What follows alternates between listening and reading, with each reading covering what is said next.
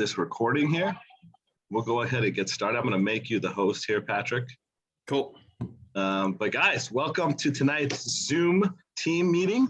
I'm super excited for this. This is our Wednesday training. So sometimes we have trainings on these calls. Sometimes we interview people who have successful businesses in the space or successful online influencers. But today I got my good friend. Some of you know him, some of you don't. He's actually successful in all areas. He's got a social media following. He's a little bit of an entrepreneur himself with several different successful businesses.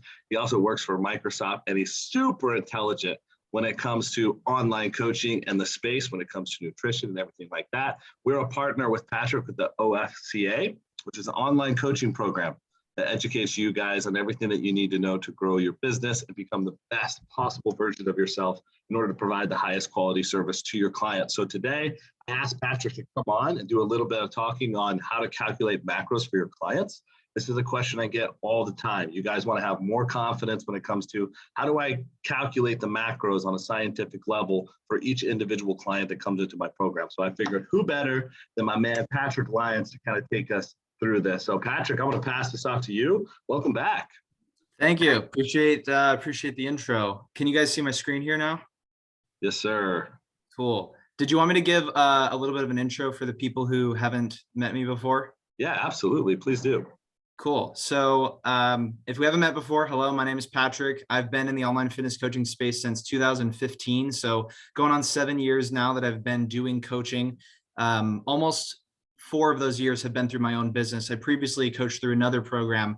But basically I started out as kind of like, a skinny kid who didn't have confidence in myself because of my body and because of the way I felt in my body. And fitness was what changed that. It was like going through a fitness journey myself, getting my own online coach back in 2015 is what changed my life. And it was that transformation in my own life that inspired me to want to help others. And so I basically went out on this journey for the next, 7 years, learning the science behind all things fitness. And in doing so, I wasn't just, asking bros for bro science. I was like diving deep into understanding like what are the ways that I can optimize both my nutrition, my workouts, and everything in between to get myself the best results possible and to get my clients the best results possible. And ultimately, I created my own fitness coaching program called the Lyons Shred that I launched in March of 2018. And since launching that program, I've been able to reach nearly 700 clients in 16 countries on 6 continents, all through social media. None of those were in-person clients, all of those online. And through the things that I've learned and through some of the content that is contained within the Online Fitness Coach Academy, I've been able to create 6 different customizable programs to meet a variety of needs. So that gives you an idea of just kind of like the breadth and depth of this. And then in terms of where the Online Fitness Coach Academy came in specifically, starting in January of 2019, I started researching the science behind at least one new fitness topic every single day. And when I say research, what I mean is that the topics and the learnings that I was gaining were specifically from published peer-reviewed scientific literature or PhDs in the industry or people who had enough credibility from at least 10 years of experience in the industry. And so all of that adds up to a massive program that is an actual fitness coach certification program called the Online Fitness Coach Academy. And the mission of the Online Fitness Coach Academy is to educate, certify, and empower the next generation of online fitness coaches through the current scientific literature. So that gives you just kind of a big overview of who I am, who the Online Fitness Coach Academy is. And what I'm going to do now is get into exactly what Chris mentioned. The topic that I mentioned, calculating maintenance, cutting, and bulking calories from a scientific standpoint. So we're going to get into the very nitty-gritty details, and this one's a lot of fun. So just try and pay attention the best you can, and hopefully you learn something. So basically the question that I want to answer is, how do you calculate the number of calories someone should consume to maintain weight, lose fat, or build muscle? And so the way you can think of it is you have kind of these 3 demographics. Someone who's, perfectly happy and healthy, they want to maintain their weight. This is probably going to be your most rare thing. Like usually if someone's coming to you to transform their body, they probably want a change. It's very rare to find someone who wants to maintain. This would be more so something that is like maybe a maintenance period where for a short period of time, someone wants to like reset their hormones or take a break from cutting after a long time, or maybe they're post competition, all sorts of things, but that's going to be your most rare. And then you have This guy in the middle here, he says, you've put on weight to this guy, and it's a guy who's just a little bit thicker of a stick figure, and he wants to lose weight. And then the guy in the very right is a guy who wants to bulk up. He or she has this goal of packing on some extra muscle and wants to do so while minimizing fat accumulation. So I want to answer the question of how do you calculate each of those based on the scientific literature? And so the first thing to address is that this is something called, oh yeah, and it just said that someone was in the waiting room. So if you see anything like that pop up, or if someone's letting you know, just tell me and I'll let them in. Yeah, if they're in the waiting room, just click the chat button or participants, and you should be able to accept all. See that? Participants. For some reason, I'm not seeing that. It might be at the top. Right now, I'm just seeing pictures of all you guys. I don't see any chat bar for some reason. It might be because I'm in sharing mode. I'm not sure. Oh, wait, here we go. Chat. There you go. Just go to participants.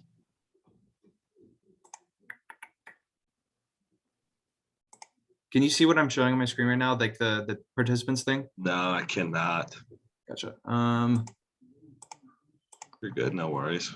We'll get okay. If anyone's saying in the chat or like on your group message that they're trying to join, just let me know. Okay. Sounds good. Okay. I'll just keep on going. Cool. So the first thing that you have to answer in order to know how many calories to eat for cutting, bulking, or maintaining is total daily energy expenditure. And I'm not going to go in detail into each part of this, but I want you to know at a very foundational level, like what is included in this. You see 4 acronyms included in total daily energy expenditure. And basically they are resting energy expenditure, exercise activity thermogenesis. My light just died. Non-exercise activity thermogenesis, and the thermic effect of food. Again, I'm not going to go into details on these, but a very high level is that resting energy expenditure is the number of calories you burn from simply existing. And exercise activity thermogenesis would be the calories that you burn from physical activity, like working out or going for a run, anything like that. Non-exercise activity thermogenesis would be the calories burned from like informal walks and, you know, going to and from the kitchen, making food, doing the dishes, doing chores, that sort of thing. And then the thermic effect of food are the calories that you burn from literally digesting food, because in order for your body to process food, energy has to be consumed. And so all of that would add up to your total daily energy expenditure. Fortunately, we don't need to calculate all of those in order to know how many calories you are burning. And I will get into what you do need to know. And that starts with resting energy expenditure, because this is something that we actually can calculate pretty well. If you were to be in a lab, like what you see here on the right, resting energy expenditure would be calculated based upon the amount of carbon dioxide you exhale and oxygen that you inhale. And basically there's like a really complicated formula. They would calculate that based upon the volume of oxygen and the volume of CO2. But again, this is kind of an impractical thing. You're not going to get your clients there in the, this chair getting this measured for 20 minutes, and you're probably not going to do that yourself either.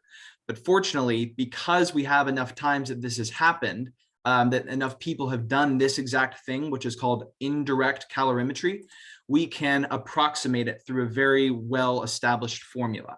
We can calculate the resting energy expenditure of pretty much anyone. And so this comes from something called the Mifflin-St. Jeor equations, which was established in 1990. And this study was on nearly 500 subjects that were ranging from healthy weight to obese. And there was nearly a 50-50 gender split. So a lot of, pretty much half male, half female. Age range was all over the board. So it encompassed a wide variety of people. And they had all of these people do what I just showed in that picture, the indirect calorimetry. And then what they did is they created what are called linear regressions based upon various attributes of them. And those attributes were weight, height, and age. So they took those things and then they tried to find like, what are the patterns between these variables and their resting energy expenditure that we actually measured in a lab. And this is what they came up with: 2 equations, one for men and one for women. For men, it's basically 10 times your body weight in kilograms plus 6.25 times your height in centimeters minus 5 times your age plus 5. And the equation for women is the exact same, except it's minus 161, which would mean that if you had a man and a woman who were the exact same age, height, and weight, there would still be a gap between them in terms of their calorie expenditure, a gap of 166. But the thing that is super interesting to understand about this, and this can be something that you help both yourself and your clients understand if they're ever wondering, like, why do I burn the number of calories I do, is what this equation actually means. And what it means is that for every 1 kilogram increase in your total body weight, on average, you're going to burn 10 extra calories per day. And as a reminder, if you're not familiar, 1 kilogram is 2.2 pounds. So just think of it in those terms. And then similar thing for height. For every 1 centimeter increase in a person's height, you will burn 6.25 more calories, which just means that on average, a taller person is going to burn more calories than a shorter person. And then finally, as you age, you will burn fewer calories year over year, 5 fewer calories year over year. And this won't make much difference from 1 year after another, like comparing a 20-year-old to a 21-year-old. But if you're comparing someone in their 20s to someone in their 40s, that means that they could be the exact same height and weight and activity level, and they're going to burn 100 fewer calories after 20 more years of age. All right, so that gets the equations down, and now I'm going to go into how those things can actually be applied. So we're taking the example of me. I am 6 foot, which is 183 centimeters. I am 185 pounds, which is about 84 kilograms, and I'm 26 years old. If I plug that into the equation, what you get is that my resting energy expenditure, meaning the calories I burn just from existing, is 1,857. This would only be the number of calories I burn if I literally laid in my bed all day, never moved, never ate, never did anything. That's just your resting energy expenditure.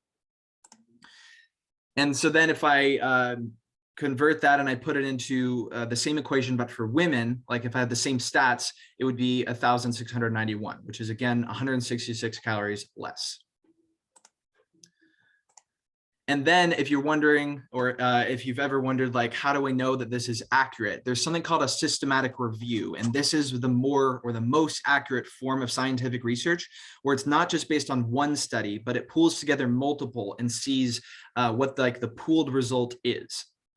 And there was a 2005 systematic review that analyzed a bunch of different equations that have been created about resting energy expenditure, and it validated that the equation that I just went through was the most accurate.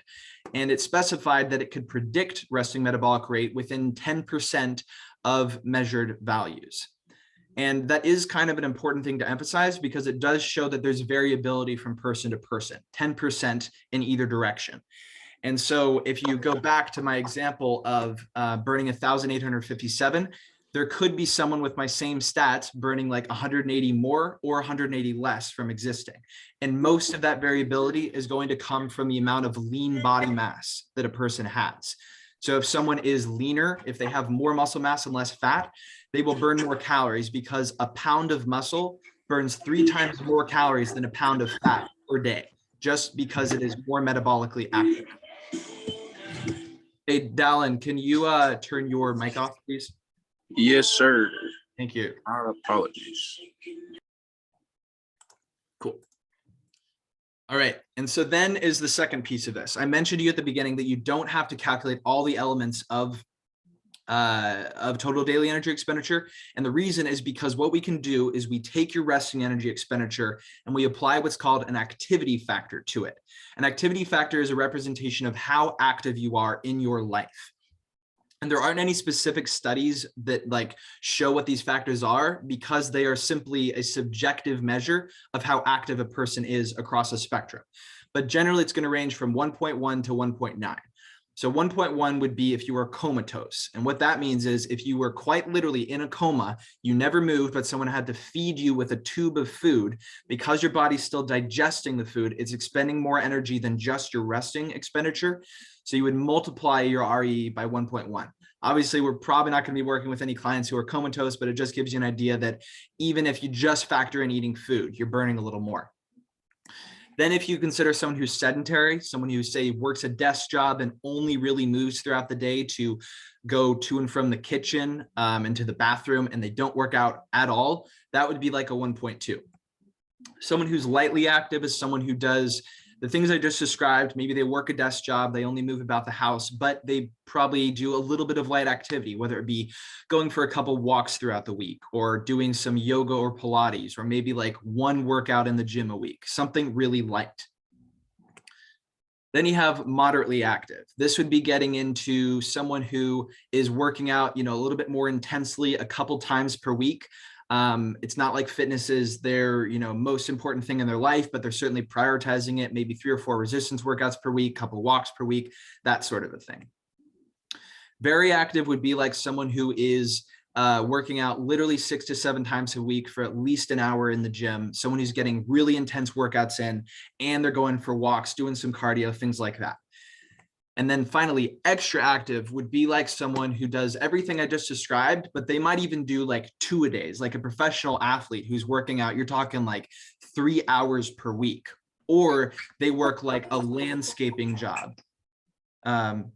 They work like a landscaping job where they're on their feet and they're doing heavy lifting, or maybe they work a construction job. Again, they're doing heavy lifting, something to where their lifestyle necessitates that they're like active, engaged constantly throughout the day. And so that's kind of a summary of what these activity factors mean. And so basically, once you calculate that resting energy expenditure, you would just multiply by the corresponding activity factor. And to help make that make more sense, I'm going to show you what that looks like again with that example.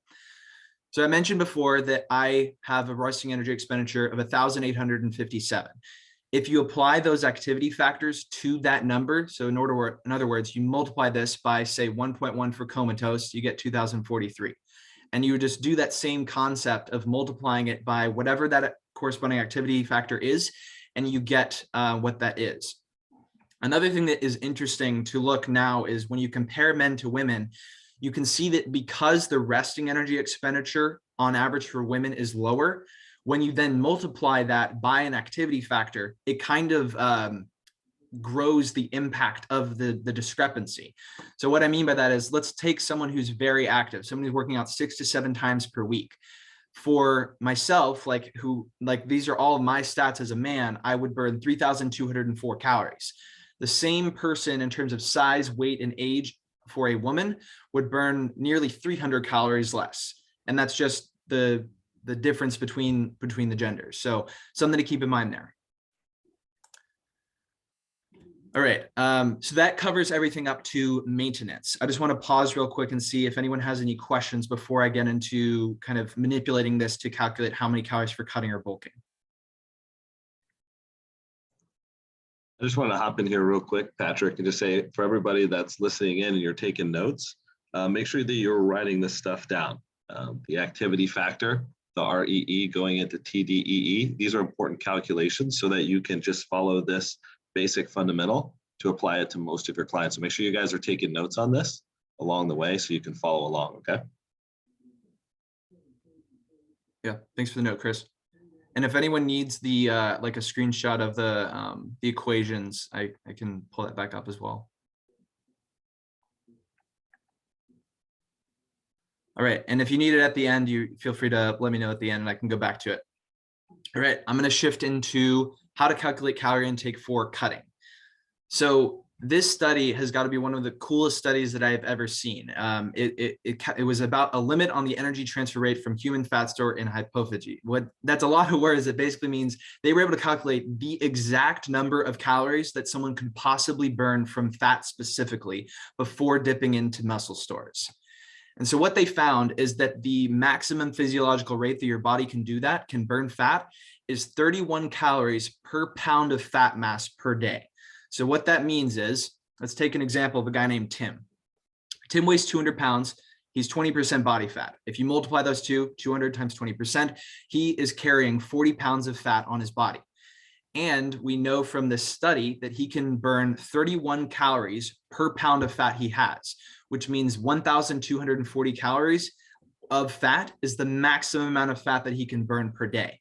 If you then apply that across a week's time, so multiplying 1,240 times 7, he can burn 8,680 calories per week in fat. And if you divide that by the number of calories in a pound of fat, which is 3,500, you get 2.48 pounds of fat. I know I just said a heck of a lot of numbers, but basically what that amounts to is Tim, as a 200-pound individual, 20% body fat, at a maximum can lose 2.48 pounds of fat per week. If you exceed that, he will likely start to dip into his muscle stores, which means that you wouldn't really want to exceed that. Then if we take another example of a guy who weighs slightly less, take Steve. He weighs 170 pounds, 15% body fat. He is carrying on to less, only 25.5 pounds. We go through all the equations. He can only burn 1.58 pounds of fat per week.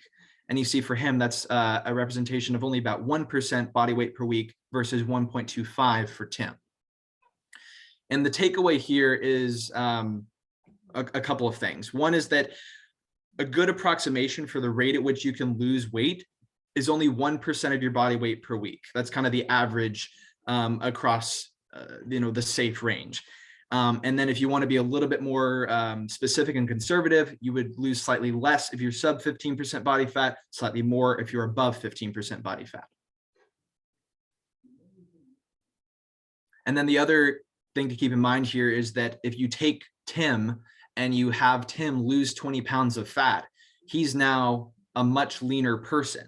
He's now nearly 10% body fat, and he's going to be able to lose far less fat per week at the end than he was able to at the beginning when he was less lean. I have a question, Patrick. Yeah, what's up? So at the very beginning, whenever Tim is losing weight, you're saying that it's safe for him to be in a deficit of 1,240 calories per day at the beginning? Correct. Without like sacrificing muscle? Okay, cool. Yep. And then like as he's losing his fat, obviously the equation gets less because he has less actual fat, right? Exactly. And Okay, that's cool. one of the, and just from like a practical coaching perspective, one of the things that gets at is that because it would technically become less as he goes, it could be your coaching decision to say, okay, I'm only going to have Tim lose 2 pounds per week rather than 2.5, because then that will apply for longer and it won't be something that he or I has to change. Yeah, cool. Makes sense. Cool. All right. So then basically you're just applying that to the resting energy expenditure data now. So in the example that I've been going with of myself, I'm around 185 pounds, about 15% body fat. That means I store about 28 pounds of fat. And so the most fat that I could possibly lose in a week is 1.72 pounds, which is coming from an 860 calorie daily deficit. And so then if I was applying that to all of the numbers that I showed before, basically subtracting 860 from the various numbers, that would get down to these figures. And something to keep in mind is that in general for men, you don't want to go below about 1,800 calories per day. And for women, you don't want to go below about 1,400 calories per day. And so what that would amount to is that you would want to make sure that whatever calorie prescription that you're giving them is in line with their activity level, but also those boundaries. Because in this example here, if I, Patrick, am trying to lose 1.72 pounds per week and I'm only lightly active, I now have to go below 1,800 calories. That's going to significantly reduce my energy levels. It's going to significantly impact my hormone levels. I would much rather make me or make this client go to moderately active or very active so that I make sure they're still able to get sufficient energy in overall.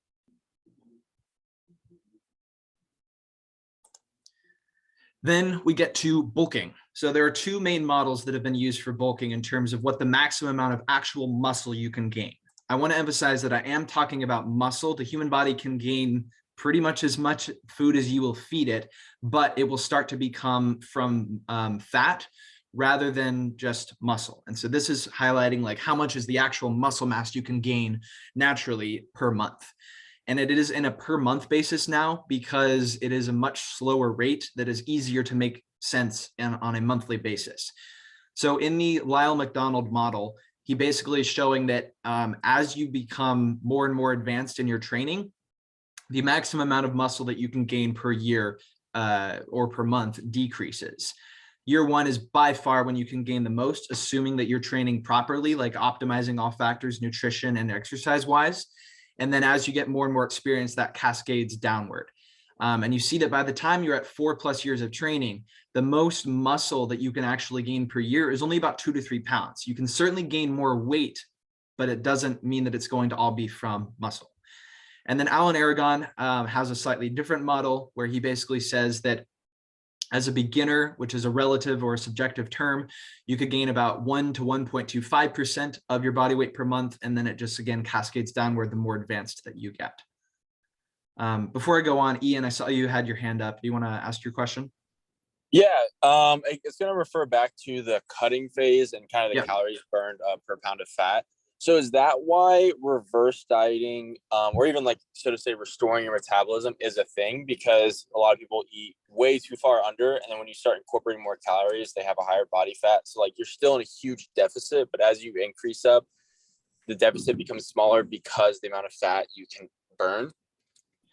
Kind of, yeah. So you're getting at a couple of interesting points. One is that reverse dieting takes advantage of the fact that our bodies are metabolically adaptive. And what that means is that if you feed a body more food, it won't just keep living the way it was before, but with more food. What it will do instead is it will adapt to the fact that you now have extra energy.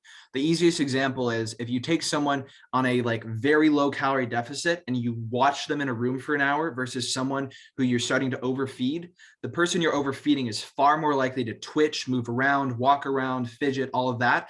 Whereas the person on a severe calorie deficit will be as still as possible because your body is going to naturally want to conserve that energy. And so reverse dieting can take advantage of that because if you titrate in more calories, in other words, if you gradually add, say, 100 or 200 extra calories per week, you're kind of getting to test how your body metabolically adapts to the extra calories.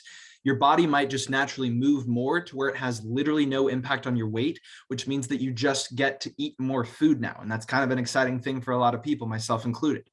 And so that's really the biggest thing of where reverse dieting comes from. But the other piece of it is that if you go from a severe calorie deficit to wanting to, say, maintain, you're just going to get to eat more anyways. Like you have to eat more in order to go out from a calorie deficit to maintenance or more. Does that answer your question? Yeah, that makes sense. I appreciate it. Thank you. For sure. All right. So now I want to apply these models of bulking to, again, these same examples we've been going through. I know this is like a lot of lines, but the thing that I wanted to show is that there's kind of like a high and a low end based on each model. And I just highlighted the high end because at least in my coaching experience, I am going to always go for the high end. And a lot of clients are going to be the same way. They want to see the most results possible. So I'm going to kind of gun it for like, what's the most achievable thing possible according to the scientific literature. So in the case of the first year, if you're trying to gain 25 pounds of muscle, you would be in a daily calorie surplus of 243 calories. If that sounds low to you, it very well could be. And the reason why I say that is because there is going to be individual difference and variation, again, based upon things like how active a given person is. You might need to go even higher than this. But what 243 calories would amount to is approximately half a pound of muscle gained per week over the course of like an entire year, which is kind of an insane time to be in a bulk. So that it could also be that you do like a greater surplus for the first, say, 90 to 180 days, and then you reduce it as the year goes on, as they're getting closer to the end of their first year of proper training. And then in years 2, 3, and 4, you'll see that the numbers are like very low, where it's only like basically 50 to 100 extra calories surplus, which is almost impossible to actually get right. And what I mean by that is like, if I've been tracking my calories every day for like 2,500 days. I know my calories better than anyone is ever going to know my calories, but getting it down to the T of like 100 calories above maintenance is very difficult. And this is why it's very common in coaching practice to shoot for more in the range of like 200 to 250 calorie surplus, even if it means like a little bit of fat mass is going to be accumulated. One, because it gives them extra energy and people just like to have that extra energy. And two, it ensures that you're actually achieving the maximum muscle gain possible. And what I mean by that is, let's say that you tried to do 117 calories over, but let's say that you were 117 calories off from the get-go. Like, what if that person had that much higher metabolism?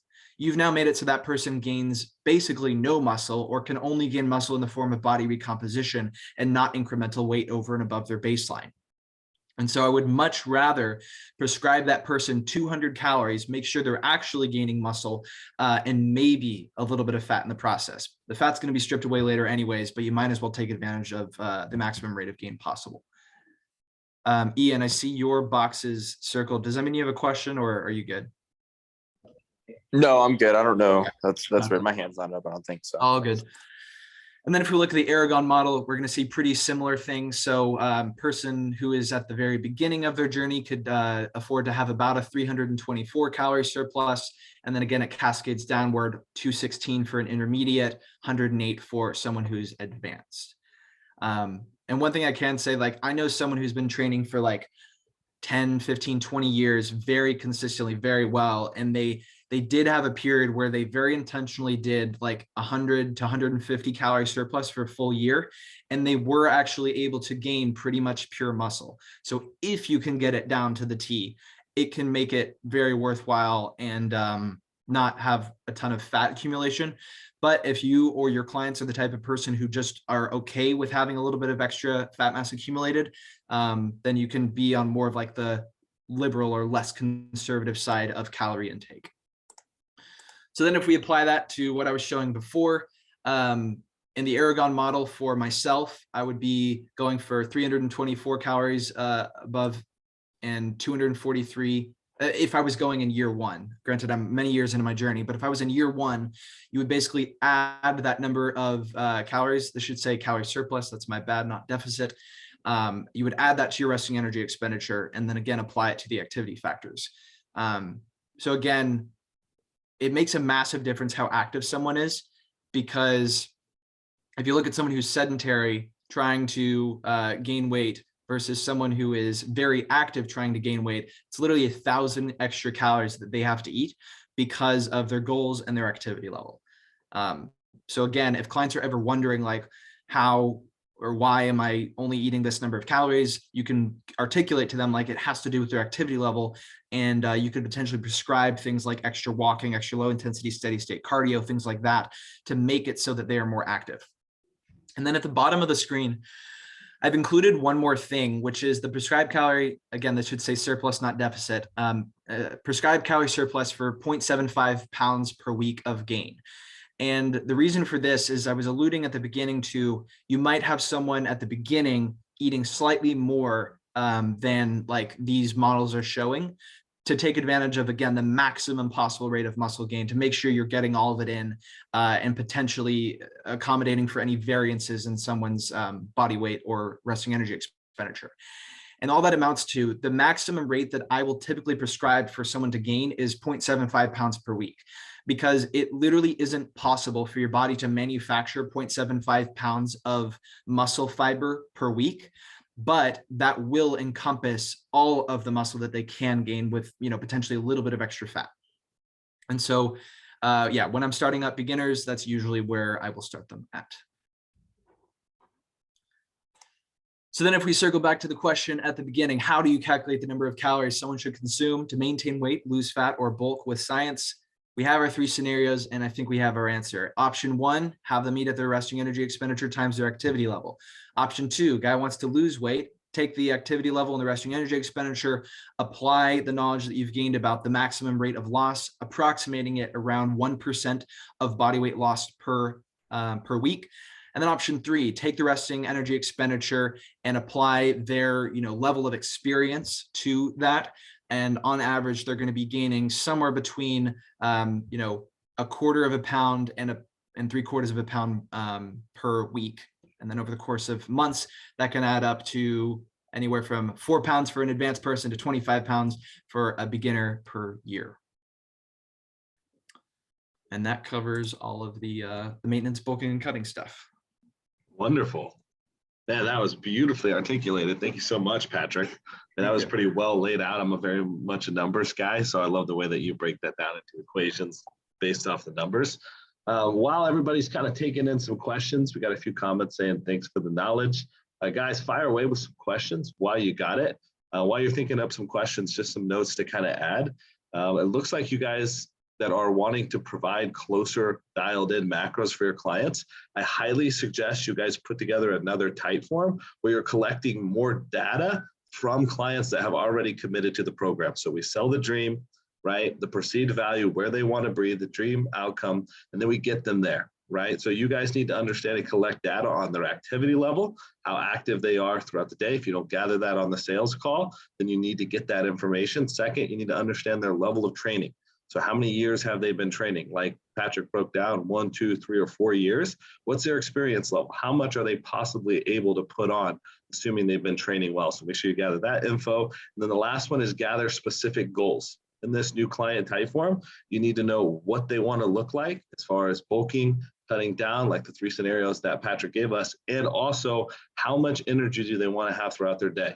If they want to be more energetic so they can spend time with their kids and play sports in the backyard, you want to add more calories to that surplus in order to gain muscle so they have some excess calories to have energy. All that information can be gathered in your type forms that you send to clients that have already committed and paid to your program. So if you don't have that yet and you're having trouble with your macros, start gathering more data so you can start crunching these numbers and applying it to your businesses. But while we have a chance, does anybody have any questions for Patrick? Yeah, I have one. Could you just go back to that initial formula slide? Yes, I can. And Patrick, I have a quick question for you too. I don't know if you already said this, but when is the course going to be available so we can take it? The course is available now. So anyone who would like to sign up for the Online Fitness Coach Academy, you can just shoot me a DM on Instagram and I can give you more details if you need them, or if you're just ready to jump in and you want the link, I can send that to you as well to get signed up and get you going. And if we have time, I have a couple slides for the new people. I can go over some details about what the Academy actually is and what it involves. Yeah, absolutely. Patrick, if you could send me the link to go ahead and get started as well. I can drop that in our group chat. For those of them that are already wanting to hop into this, you can drop that down there so they can get started. Cool, sounds good. I'm pulling it up on my phone to send it to you. Perfect. Yeah, I think we got 5 more minutes here, Patrick. So if you want to go ahead, for those of you that are still in here, if you want to break down exactly what your course does provide, guys, I highly encourage you guys to take his course to educate yourselves more on how to become an online trainer. Nothing is going to give you more passion and conviction on the phone than understanding the knowledge behind everything it takes to be an online coach to ensure that your clients are getting results. You can never go wrong with educating yourself. Knowledge is power. That will take you through life farther than any kind of money. So highly advise you guys to take his course if you haven't already. Absolutely. Cool. Yeah. So I flashed this at the beginning, but just to re-emphasize the idea, the mission of the Online Fitness Coach Academy is to educate, certify, and empower the next generation of online fitness coaches through the current scientific literature. In terms of the specific benefits of the OCA certification, it's specifically geared toward online coaching. And the reason that I emphasize this is because it is different than an in-person personal training certification, because that is going to be getting into more things like if you were, next to someone cueing them through squats, how do you do that? And those would, be verbal cues, visual cues, all sorts of things like that. But that's not nearly as relevant to online fitness coaching, where you're going to be creating, custom online programs across nutrition, macros, workouts, all of that. There's a greater depth and breadth that you have to go into. And along those lines, there are 554 topics included within the Academy, pulling from over 5,000 peer-reviewed studies. If that sounds like a lot, it kind of is, but I want to break it down into smaller pieces. Level 1 of the Academy is not 554 topics. Level 1 is 130. So you would go through 130 topics over the course of 90 days on average, taking 10 minutes per day. And you would be learning things across a wide variety of topics that allow you to better serve your clients and answer virtually any question. And when I say that you can answer virtually any question, I specifically mean you can answer them in a science-based way. And kind of what Chris was alluding to, where like on these sales calls and even in your interactions with clients, once they've already saved up or signed up, you want to be able to show yourself as the credibility or authority figure. And when you have that scientific backing to anything you say, you become like an unstoppable force. You can help them through literally anything they're going through within your scope of practice. And not only that, this content will also be things that, you learn and can apply in the content that you share online. So if you're posting a picture or a workout of you working out in the gym, and you can say not only like, is this a good workout, but like, here's why, or here's a meal I ate and here's why it works. Having that why and having that scientific backing goes a long way to differentiating you from other coaches out there who don't have a certification like this. And again, the course is fully self-paced. But again, there's that schedule that will allow you to complete it in 90 days with just about a 10-minute time commitment. I do want to clarify the 10 minutes is the duration of a video you would be watching that breaks down the science behind the topic. And then any time that you would like to take to either take notes or go back and watch it again or anything like that could be incremental. But on average, the video itself is going to be 10 minutes or less per day. And it can be done on a phone or computer. So if you're, doing steady state cardio and you just want to go through it on your phone, you can totally do that. Getting into the structure, as I mentioned, it's a daily video. There are occasional times where it won't be a video where it will just be a study that you have to read, but 95% of the time, it's a video that is scientifically based, meaning that it is directly citing scientific studies and kind of summarizing the key takeaways from various topics like the ones that I went through today. And then what I have done is I have written up specific takeaways that are kind of summarizing the video in words so that, again, you can kind of reaffirm what you've just learned from watching, reading, and listening. And then I encourage you to write up your own takeaways if there's anything else that kind of sticks out to you, just to help you kind of categorize and program this into your own mind. At the end of each unit, you will take an assessment that is based upon the content you learned. You just have to score at least a 70% to prove that you've learned what you just went through. And that would happen at the end of each 30 days within the schedule. But again, it's totally self-paced. So you could literally get to this in like a week or two per unit assessment if you so chose. And then once you have completed 130 lessons and 3 assessments within the level 1 of the academy, you receive your OFCA level 1 certification.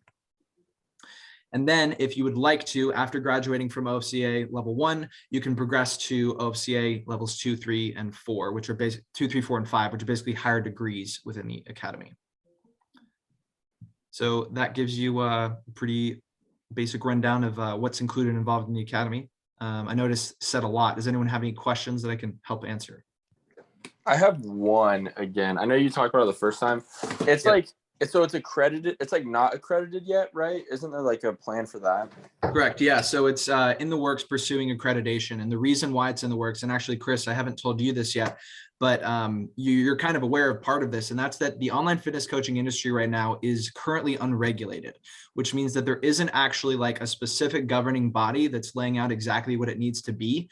And so I'm actually kind of going a step beyond just trying to get it accredited. I'm trying to make it the standard for the industry since it hasn't been set yet. And so I'm in talks with the Institute for Credentialing Excellence, who has referred me to the American Standards Institute to literally try and establish the standard for the fitness coaching industry. So until then, there literally isn't a way to get a fitness coaching certification accredited. So I'm going to try and make it so that you can. That's wonderful. It's great news. I love to hear that. Yeah, I'm excited. Get a head start on this, guys. Nothing's going to give you more confidence. I can't stress that enough. Educating yourselves on something. Obviously, you guys you love online coaching. This is what you want to do. Then if you're competitive, you want to be the absolute best at it. Make sure that you guys put in the work. Patrick, this is all the time that we have for today. Thanks again for setting time out of your busy schedule. It means the absolute world to come on here and share your knowledge. You're a fountain of knowledge. Every time you come up here, I learn something new. So I appreciate that. Guys, if you want to follow Patrick on any of his social media platforms, he's got his Instagram up here, his TikTok, his email, and of course, you'll see his face all over the place. Any last plugs, Patrick, before we wrap this up? Yeah, last plug is just if you are looking to take your fitness coaching journey to the next level, learning the science behind all things fitness is literally the thing that transformed our journey more than anything else. Not only does it help you get clients more easily, it helps you retain clients far more easily because you become the go-to source for information, reliable information on anything they could want help with.